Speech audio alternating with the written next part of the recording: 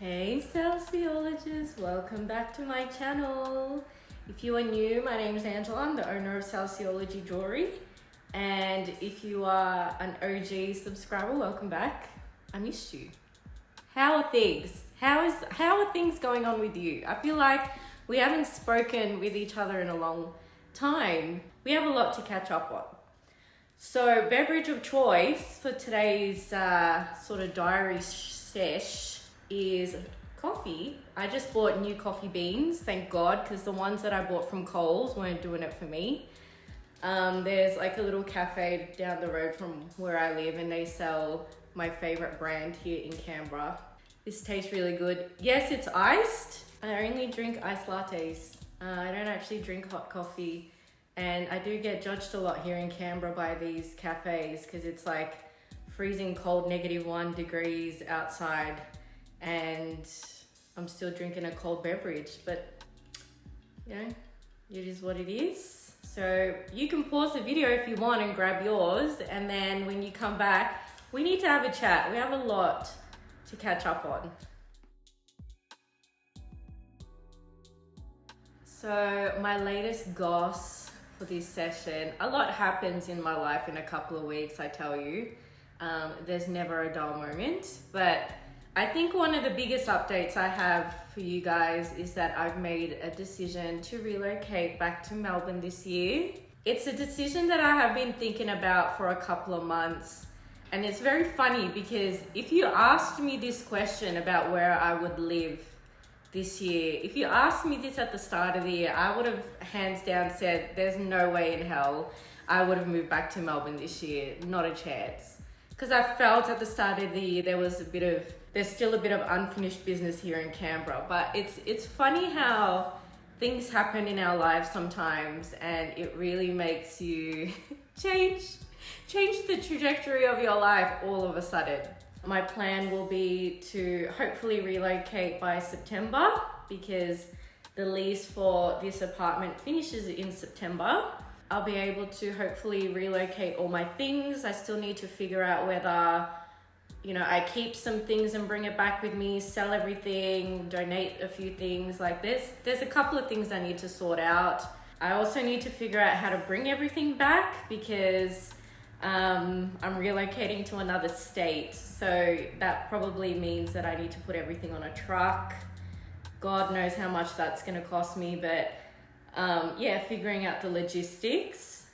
I also need to line up a place to live in Melbourne, which I have no clue where I'm gonna live. All I know is by September, I'd like to find a place in the western suburbs because that's where my family is and that's where I was born and raised and I really miss it. Also, maybe somewhere a bit closer to the city instead of the suburbs. Just because when I relocate to Melbourne, my job comes with me. So I still do the same job that I have now, except that I'll be based in another state, not in Canberra anymore. And our office is located in Melbourne CBD. So I also need to factor in how far the place is going to be from the office. But that's the least of my problems. You know, in Melbourne, luckily, the commute to places is pretty decent. So yeah, if we can line all of that up, then I guess it's time for me to come home, which is not part of my plan. But, you know, what is part of my plan these days?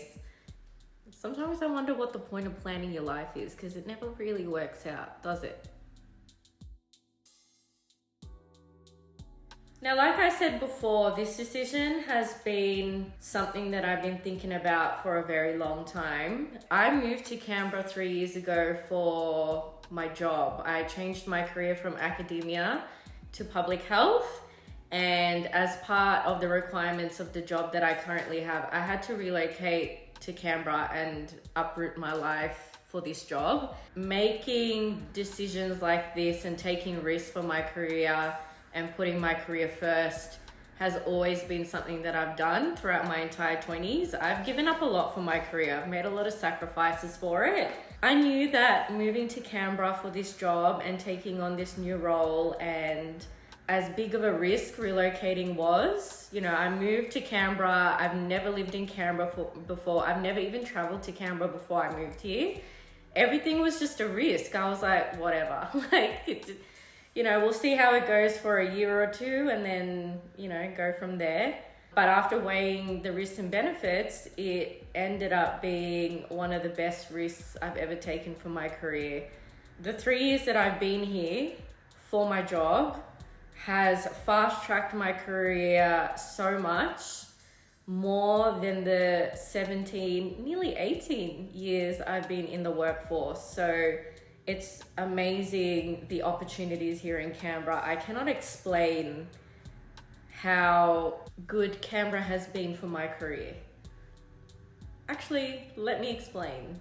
Because if you ever think about relocating to another state, especially Canberra, it might actually benefit you to hear my experience. So Canberra is one of those unique cities. It's the capital city of Australia, obviously. And this is where the central hub is for a lot of federal government agencies. This is where the central offices are for those agencies. You also have Parliament here, so you know, work relating to politics. This is usually the place where people move to pursue those sorts of careers. And also, this is where all the international embassies are for a lot of the countries. I actually live on the road where they all are. So, you know, a career in international relations, it makes sense why you'd want to be here. It's very common for young professionals and families to move to Canberra and, you know, for their careers, because Canberra is just one of those places full of opportunity, because you have all these sort of important industries here as the central hub here in Canberra. It's very common to, I guess, bump into really important people here. Diplomats from other countries fly in and out of Canberra all the time to visit the Prime Minister and all those sort of things.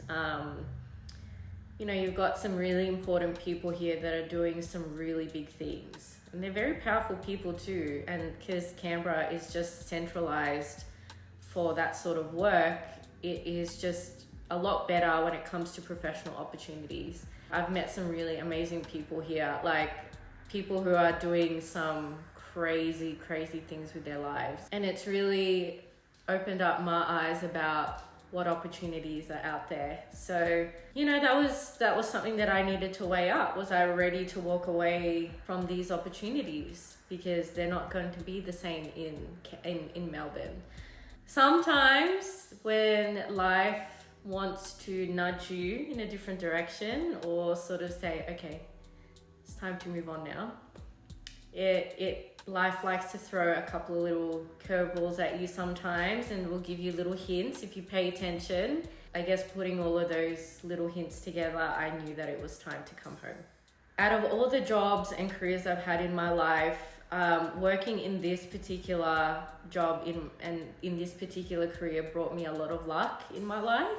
When you work in a really nice place, you will come across some very nice people in the workplace who really want to invest in your growth and your development and really see your potential, and eventually will try to grow you to be the best professional you can be. I've been very lucky. I work in an amazing team with amazing leadership, and I have received nothing but positive vibes to grow a lot of my career opportunities, and I am very grateful for that. And I guess as a result of people wanting to invest in me as a professional, I've managed to be promoted a whole bunch of times, and in the last 3 years, you know, we've worked really hard to, I guess, establish ourselves in a level of leadership that now I can say provides me with financial stability and job security. You know, if you know anything about academia, there is nothing stable or secure about a career in academia. I could never be able to say that I had a secure job in that period of my life. So to be able to say that now to you guys is a really a really big deal to me and probably one of the biggest accomplishments in my life, because it means I don't have to worry about my career as much anymore. So with that being said, because I feel like we've sort of accomplished what we needed to accomplish here, the whole point of me moving here was to establish myself in this industry. We've done it now. It's finished. Like we've accomplished what we needed to do, and now I can come back home and focus on other things in my life that need more of a priority. My career had always been a priority, but I don't have to worry about it as much anymore. So now other things in my life can finally take precedent, if that makes sense. Now, Canberra is probably one of the states, maybe apart from Sydney, that has one of the highest salaries for professionals. Again, this is something that attracts a lot of professionals to come here. And as a result of that, because people earn more money here on an average, the cost of living is higher here as well. So there's this thing, I call it the Canberra tax, where everything is just that much more expensive just for being in Canberra. Rent is expensive. You're paying a couple of $100s more for a smaller place compared to if you were living in Melbourne or Sydney. Groceries are very expensive. Petrol, like for me personally, I can live comfortably here with what I'm earning at the moment. But in terms of my future goals and what I want long term, you know, for my 10-year plan and all of that, Canberra was definitely not the place for me to stay long term. You know, saving up for a house and buying a property and all of those sort of long-term goals, Canberra was never part of that plan. Yeah, I guess that was also another factor. Another, I guess, what added the cherry on top of the cake when I was still a little bit undecided was my recent interaction with the Canberra health system. Canberra is a small city. It is very small, and when you have a small city that's located very rurally, Canberra's technically a rural place to live. The accessibility to healthcare is a little bit different than accessibility in a bigger city like Melbourne or Sydney. It actually made me miss the Melbourne health system a lot, just because you sort of take it for granted sometimes when you're born and raised in a specific city. Canberra, again, because people earn a lot of money here, all 99% of health services are private. So that means that it's very common for Canberrans to pay out-of-pocket costs for all of their health services. Their public health system is a little bit saturated, so there's definitely longer waiting periods to go through the public system that's covered by Australia's universal health cover, Medicare, where there is no out-of-pocket costs for people. And that was a bit of a shock to my system coming from the western suburbs of Melbourne, where everything was bulk billed. Not to mention, again, there's a bit of a Canberra tax with a lot of health services too. So for example, I asked to see a private specialist here in Canberra, and the initial fee was $480 to see someone, and you get about $80 from Medicare. And I requested the same service in Melbourne, called up, and for the same sort of specialist initial appointment, they were charging me $280, and you get $80 back from Medicare. So the difference in that service was $200 out of pocket. It is a small state. There aren't many specialists located in Canberra because of the rurality. So there is less competition. You know, they can charge whatever they want, really. So I was like, okay, that's different.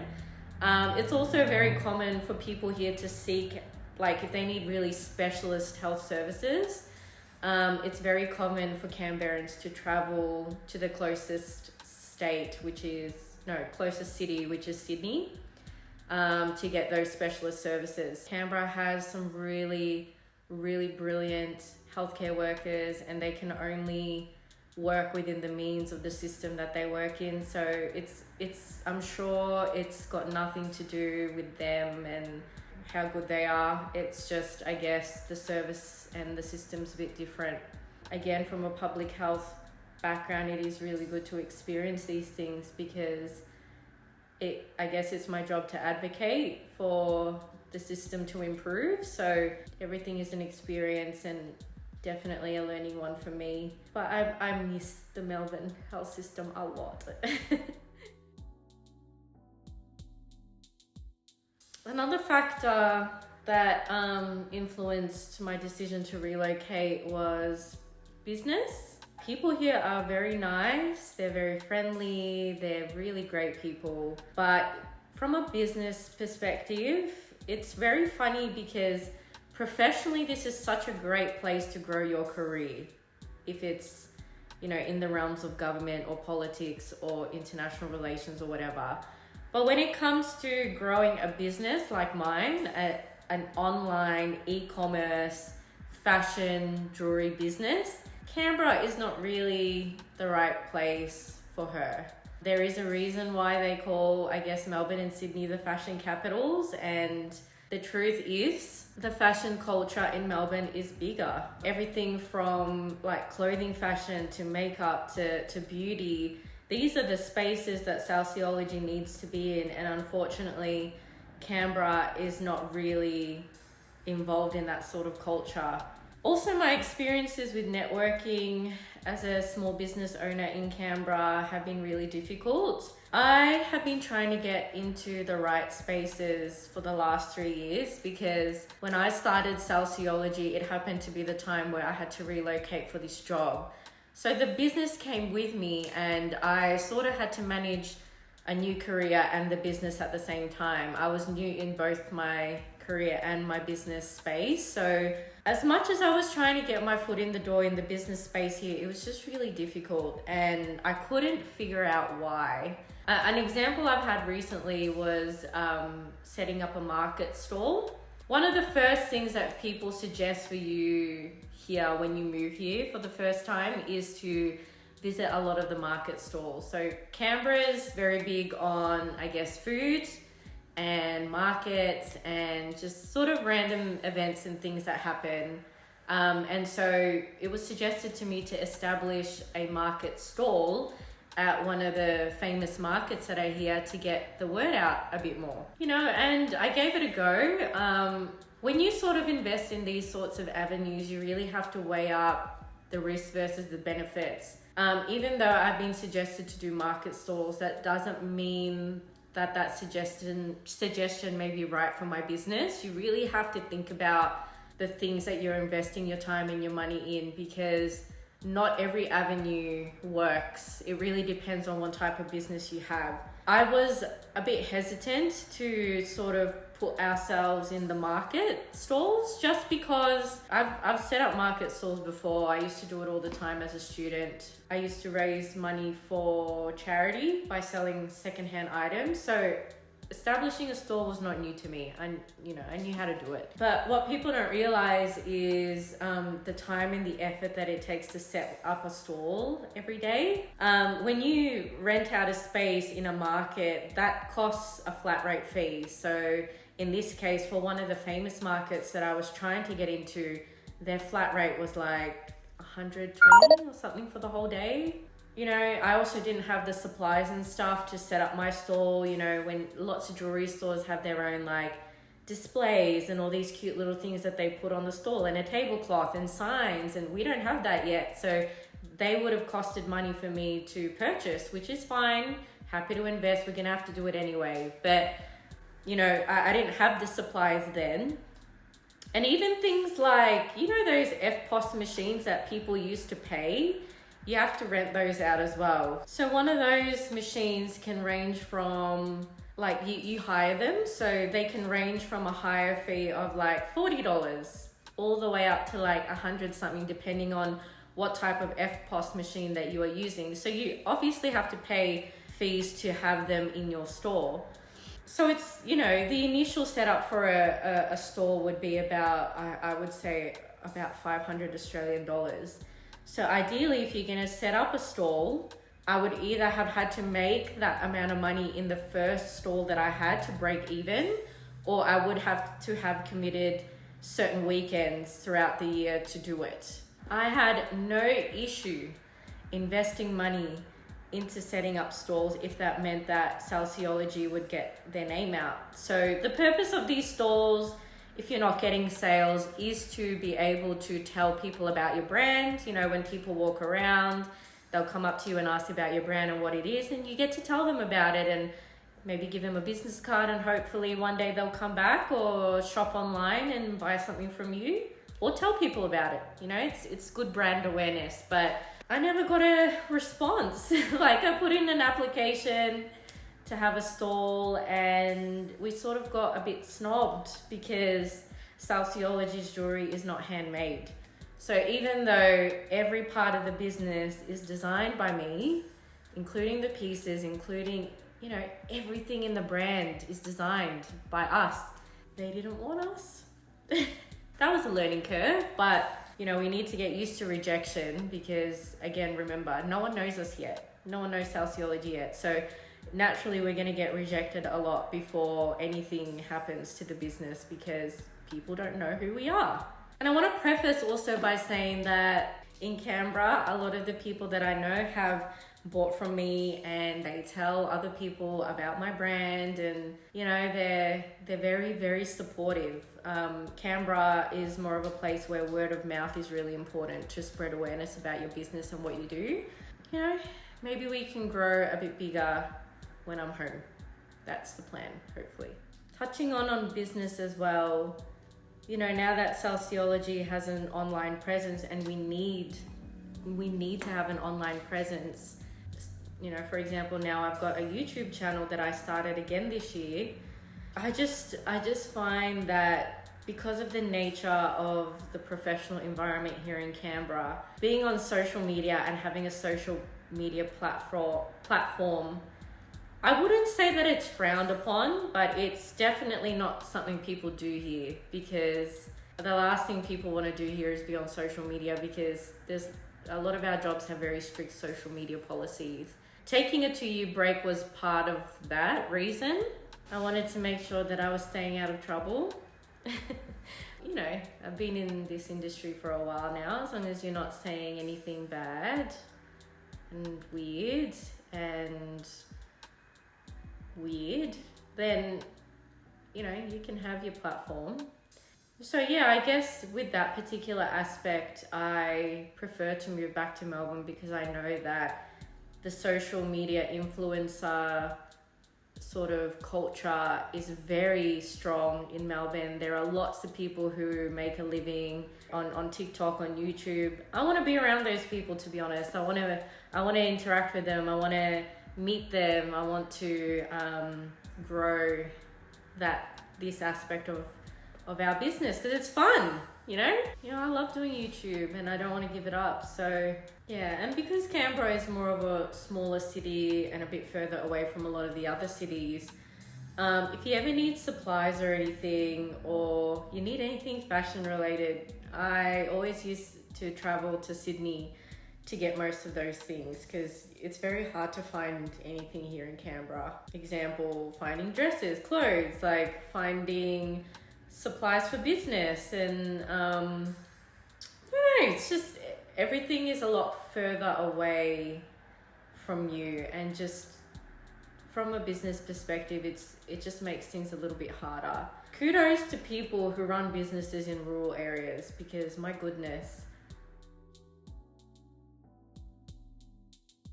And I think the biggest factor as well is social support. In Canberra, my family is not here. I don't have a lot of very close family and friends here. The next chapter of my life that includes, you know, as we've discussed, maybe further study and I guess help with business and just having people you love around you in general. I think it's really important at this stage of my life just to be around people again. I don't know, because I really love Canberra because I'm very isolated from everything and I just sort of mind my own business and just do my thing, and I love the fact that I'm very far away from everyone. But I think, I don't know, 3 years is a long time. There were a lot of factors that influenced my decision to move back. Canberra will always have a very special place in my heart because as a professional and as an individual, I grew a lot. My growth here fast-tracked a lot for my life, and I'm very thankful for the opportunities that I have been given here. I don't take those for granted. But yeah, I guess it's time to come home. And you know, we will never say never. Like, this is only temporary. You never know, I could come back depending on what's happening in my life, or maybe the chapter is just completely closed. We don't know. It's funny how life works. Moving back was not part of my plan this year. It was not part of my plan. I'm excited to establish another chapter of my life in my hometown. So next few months is going to be very busy. Let's hope it goes very smoothly. Once we sort of get the ball rolling with everything, I'll keep you guys updated. If you like this video, please like, please subscribe. We're trying to get bigger, so you know, any support is great. Leave me a comment if you want to ask me a question. Yeah. Anyway, bye. See ya.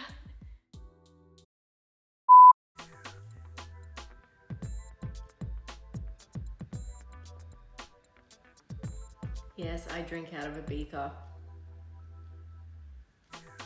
You guys know that I used to work in a lab, right? Like, I used to use these all the time. I miss working in the lab so much, to be honest with you. Life was so simple back then. If you are new, my name's Angela. I'm the owner of Salceology. And wow, I forgot what I usually say in the intro. Wow, I think I have brain fog today. I can't film properly. What is going on? Hey Salceologists, welcome back to my channel. Oh, okay. It's giving 90s, like, I don't know. And a good week. Having a guardian angel is a thing. I'm very certain that my guardian angel is very over me because it takes a while to get the message through to me about what I'm supposed to be doing. She's probably sitting there like, oh, finally, she figured it out. Go home.